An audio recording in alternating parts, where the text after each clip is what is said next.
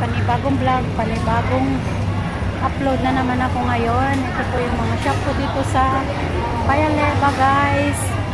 Tayo po ay mag-adventures para po makita natin kung ano rin po yung mga shop dito, ano pong mga tinda nilang pagkain. Kaya din po yung favorite kong Old Chunky, masarap po siya. Tsaka yung paborito ko pong iced tea, ito po siya. Paborito ko pong iced tea, milk tea, hazelnut tea. Yan, nandito po. Tsaka yung matcha. Sarap po niyang matcha, guys. Tsaka yung paborito ko po dito, bakwa. Yan, yung mga bakwa po dito. Na sasarapan po, guys. Yan, Bishang Shenshao bakwa. Ito po yung favorite kong McDonald's din.